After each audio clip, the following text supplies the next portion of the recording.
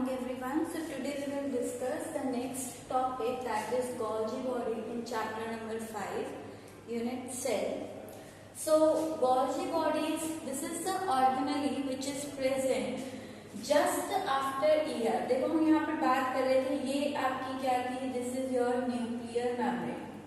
This is nuclear membrane and इसी nuclear membrane से आपका फॉर्म हुई थी आपकी क्या, this tubes, and these tube, the network of these tubes are called ER. So nucleus के पास जो प्रेजेंट थी that is RER, as they have ribosome over their surface, and वो आपकी ER जिसके सरफेस पर राइबोसोम प्रेजेंट नहीं होंगे वो ER आपकी कहलाएंगी क्या, SER. Now from this SER, इसी SER से आपके बर्ड ऑफ होकर, यानी कि इसी से आपके बर्ड ऑफ होकर, बर्ड की फॉर्म में, बर्ड होते छोटे छोटे आउटवर्ड, तो ये बर्ड ऑफ होकर आपके यहाँ पर छोटे छोटे कुछ वेसिकल्स बनते, तो ये वेसिकल्स कहाँ से निकले हैं, SER से निकले हैं. So these small round vesicles are bud off or formed from the SER, and these vesicles have lipids and proteins which is synthesized under this RER and SER. RER के अंदर हमने क्या बात की थी कि यहाँ प्रेजेंट होते हैं प्रोटीन, SER के अंदर आपके बनते हैं लिपिड. सो यही प्रोटीन और लिपिड आपके पैक होकर इसमें आए, इन वेसिकल्स में आए. Now these vesicles, they join with these tubes, and these tubes are actually curved in nature. इस तरह से curve होती हैं, ठीक है, curve होती हैं इस तरह से, and having swollen end. So these curved tubes are called cisternae, and these vesicles they get joined with this cisternae on the cis phase. जिस फेज पर ये वेसिकल बाइंड करते हैं वो फेज आपका क्या कहलाता है, cis face. So this is the cis face of this cistern, and the end of cistern is swollen, ठीक है. From this end you can see here few more vesicles are bud off from these ends, and these vesicles as they are large in size. So here these are called vacuoles. Okay, now see, Golgi body is actually formed of three structure, or it is composed of three structure, that is vesicle, cisternae and vacuole. Collectively all these are called Golgi bodies. So Golgi body is what it is. It is organelle formed of, it is the organelle which is formed of group of cisternae, vesicles and vacuoles. So let me understand all these one by one. So cisternae are what? Cisternae are what? They are tubule-like structure,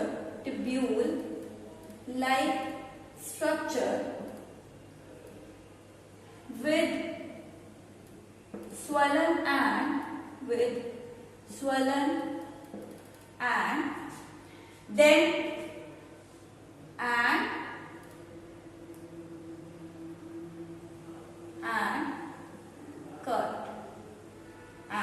curve. Then the second is vesicles. They are oval or round structure that bud off होता है निकलना, outgrowth की तरह निकले हैं, bud off from ER. कहां से bud off हुए हैं, ER से, and join to cisternae, and in tubes को ज्वाइन करते हैं, and join to cisternae at cis phase.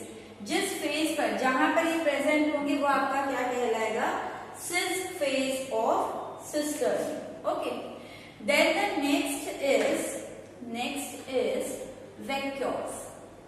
So compared to vesicle, these vacuoles are large round structure that bud off from, कहां से निकले हैं ये, bud off from, ये निकले हैं सिस्टर्नी से, bud off from cisternae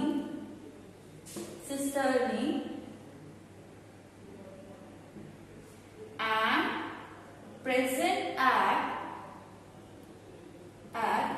transphase of Golgi body. Trans phase हम क्यों कह रहे हैं, क्योंकि अब ये वैक्यूल्स जो है ये आगे ट्रांसफर होने वाले हैं. ओके, नाउ सी यहां पर हुआ क्या, आर और एसईआर में जो प्रोटीन और लिपिड सिंथेसाइज होते हैं, these protein and lipids they are immature या स्ट्रक्चरली पूरी तरह से फॉर्म नहीं होते हैं. तो इन प्रोटीन और लिपिड को छोटे छोटे वेसिकल्स के अंदर पैक कर दिया जाता है और यहाँ पर इन सिस्टर्नी के अंदर इन प्रोटीन और लिपिड्स की क्या होती है, प्रोसेसिंग. सो यहाँ पर प्रोटीन और लिपिड्स क्या होंगे, प्रोसेस होंगे. और ये बने कहाँ थे, ईआर में. तो बनते ईआर में है, but there they are immature and इन्हें मेच्योर करना या स्ट्रक्चरली इन्हें फंक्शनल करने के लिए इनकी प्रोसेसिंग कहाँ होती है, गोल्जी बॉडीज में होती है. ओके, सो यहाँ से जब ये प्रोसेस हो जाते हैं तो इन लिपिड्स और प्रोटीन्स को पैक कर दिया जाता है और सेल के डिफरेंट पार्ट्स में इन्हें भेज दिया जाता है in the form of vacuole. अब ये आपके जो प्रोटीन और लिपिड है ये प्रोसेस है, ये अब सेल मेम्ब्रेन पर भी जा सकते हैं फॉर द मेम्ब्रेन बायोजेनेसिस, वहां पर हेल्प कर सकते हैं. ठीक है, इसके अलावा ये आपका कहाँ जा सकते हैं, ये आपके इनके अंदर एंजाइम प्रेजेंट होते हैं और यही एंजाइम कंटेनिंग वैक्यूल्स को हम नाम दे देते हैं नेक्स्ट ऑर्गेनेली जो हम करेंगे, दैट इज लाइसोसोम्स. तो लाइसोसोम्स कहाँ से बने हैं, वो आपका गोल्जी बॉडी से ही प्रोसेस प्रोटीन और जो है वही आपका पैक होकर आते हैं और नेक्स्ट ऑर्गेनेली बनाते हैं lysosome. So lysosome is simply round structure with filled with enzyme. तो ये एंजाइम फिल्ड होते हैं. ठीक है, इसके अलावा यही प्रोटीन और लिपिड जो है वो सेल की ग्रोथ एंड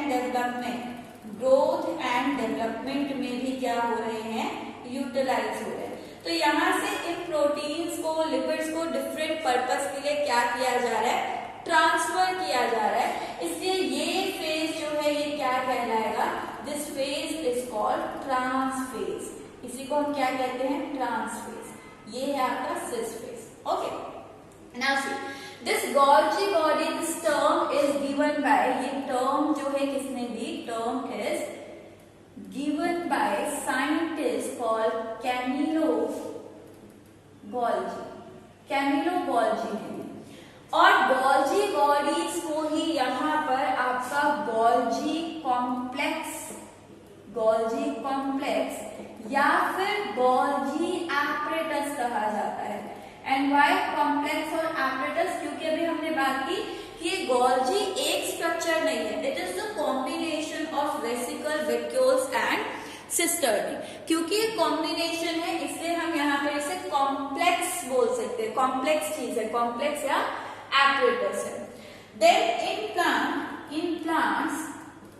इन प्लांट्स इसी गोल्जी बॉडी को क्या नाम दिया जाता है, in plants Golgi bodies are called, क्या कहा जाएगा, दे आर कॉल्ड डिक्टियोसोम्स. तो इन्हें प्लांट के अंदर क्या कहा जाता है, dictyosomes. And if we compare in prokaryote, क्योंकि हमने कहा था प्रोकैरियोट में कोई भी मेम्ब्रेन बाउंड ऑर्गेनेलीज नहीं होती है, चाहे वो ईआर हो चाहे वो जीबी हो. तो यहाँ पर आपका ये प्रोकैरियोट्स में एब्सेंट होंगे एंड प्रेजेंट यूकैरियोट में, प्रेजेंट इन यूकैरियोट एक्सेप्ट कहां पर नहीं होते, ये इंपॉर्टेंट है। तो ये आपके एब्सेंट होते हैं आरबीसी, क्योंकि हमने कहा था मैच्योर आरबीसी के अंदर हीमोग्लोबिन फिल्ड हो जाता है, बाकी सारे स्ट्रक्चर रिड्यूस हो जाते हैं। तो आरबीसी के अंदर नहीं है एंड ह्यूमन स्पर्म, और आरबीसी भी मैमेलियन यानी ह्यूमन का, mammalian RBC and human sperm. यहाँ पर गोल्जी बॉडीज क्या होती है, एब्सेंट होती है। Now this Golgi body is also known by one more name, and that is processing unit of cell. So the question is asked that why Golgi body? पहले तो ये लिख लेते हैं, it is also called processing unit of cell. अब यहाँ पर question पूछा जाए that why Golgi body is called packaging and processing unit of cell. तो हम क्यों कह रहे हैं इसे packaging and processing unit? The answer is, देखो आपको पता है यहाँ पर क्या करेगा, हमने बात की कि ईआर में जो प्रोटीन और लिपिड बनते हैं वो इमेच्योर है, नॉन फंक्शनल है, तो उनको मैच्योर और फंक्शनल कौन करेगा, गोल्जी बॉडी। कैसे करेगा, वो हमें प्रोसेस कर रहा है, ठीक है, फर्दर उनके अंदर चेंजेस ला रहा है, प्रोसेसिंग की, और उसके बाद उन्हें प्रोसेस कर क्या कर रहा है, उन लिपिड्स और प्रोटीन्स को पैक कर रहा है in the form of vacuoles, and this vacuoles are distributed in the cell for different purpose. So यहाँ पर आपका गोल्जी बॉडी क्या करेगा, why it is called packaging and processing unit, the lipids and protein formed in ER are unprocessed and non-functional, so they are transferred into, जो आपने यहाँ draw किया वही लिख रहे हैं, they are transferred into Golgi complex for processing where they become functional and then transported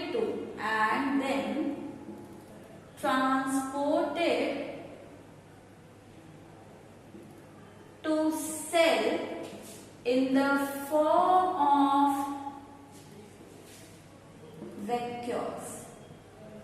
Okay, so this is the reason that Golgi bodies are called packaging and processing unit of cell. Now if we see the function of Golgi body क्या function perform कर रहा है? So यहाँ पर जैसे कि हमें पता है कि ये मेम्ब्रेन बाउंड स्ट्रक्चर है, यानी कि मेम्ब्रेन से बना हुआ है। तो हमने बात की थी लास्ट वीडियो में भी कि मेम्ब्रेन जो है सेल के अंदर सरफेस एरिया बढ़ाता है for enzyme activation. So if we talk about the functions of Golgi body, so the first one is it process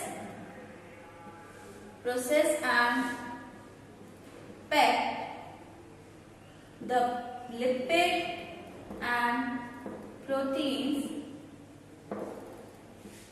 synthesized by ER, पहला काम ये अभी हमने पढ़ा, ठीक है। Second, it is part of endomembrane system, यानी कि सेल के, एंडो मतलब होता है अंदर, ठीक है, अंदर मेम्ब्रेन का सिस्टम है, endomembrane system of cell.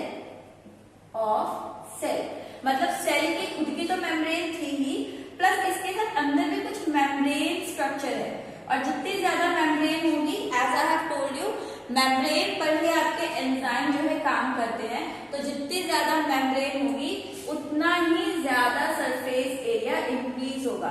So it is part of endomembrane system of cell and hence increases surface area for enzyme activation. Okay. Along with this other functions, मैंने कहा मैमेलियन स्पर्म के अंदर GB जो है वो absent होता है. क्यों? क्योंकि वहां पर जीबी टूट कर क्या बना देता है, एक्रोसोम बना देता है, और वो एक्रोसोम आपका स्पर्म के हेड पर एंजाइम फिल्ड स्ट्रक्चर है जो कि स्पर्म को हेल्प करता है इन पेनिट्रेटिंग द एग. आपने पढ़ा स्पर्म और एग फर्टिलाइजेशन प्रोसेस सिंपली. तो फर्टिलाइजेशन होता है जब एग और स्पर्म कांटेक्ट में आए. तो स्पर्म के हेड पर, ये स्पर्म का हेड होता है, और इस स्पर्म के हेड पर ये एक स्ट्रक्चर होता है जिसे हम कहते हैं acrosome. And this acrosome is filled with enzyme, and this enzyme it degrades the cell membrane of egg during fertilization. तो फर्टिलाइजेशन के टाइम पर एग के अंदर ये स्पर्म कैसे पेनिट्रेट होगा, तो ये स्पर्म इस एक्रोसोम की हेल्प से क्या करता है, एग को पंचर कर देता है, और फिर यहां से अपना न्यूक्लियस जो है वो इसके इनसाइड मूव कर पाता है. Okay. So Golgi body form acrosome in sperm which helps in egg penetration,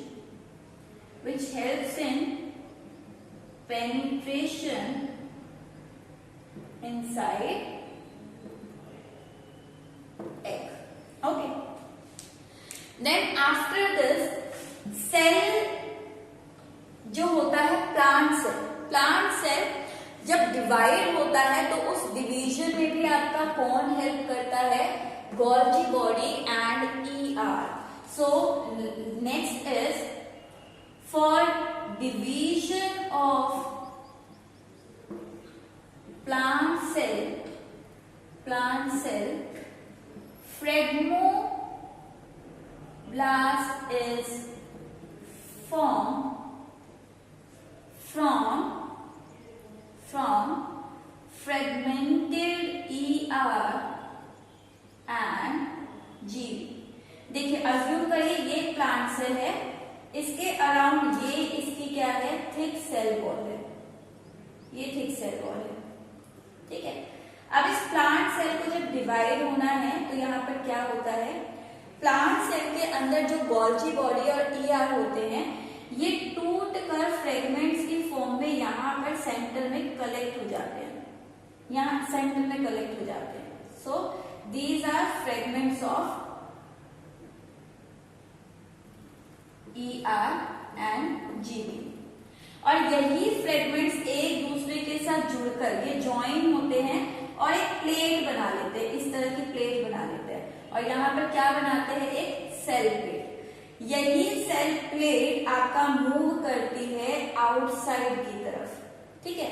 तो यहाँ पर सेंटर में बनती है सेल प्लेट और फिर आपका मूव करती है आउटसाइड, और इसकी वजह से आपका प्लांट सेल क्या हो जाएगा, divide. So this Golgi body and ER they help in the division of plant cell by forming the cell plate. Okay. Simply आप ये भी लिख सकते हैं कि ER and GB they form the cell plate in plant cell for its division. So this is all about your Golgi body.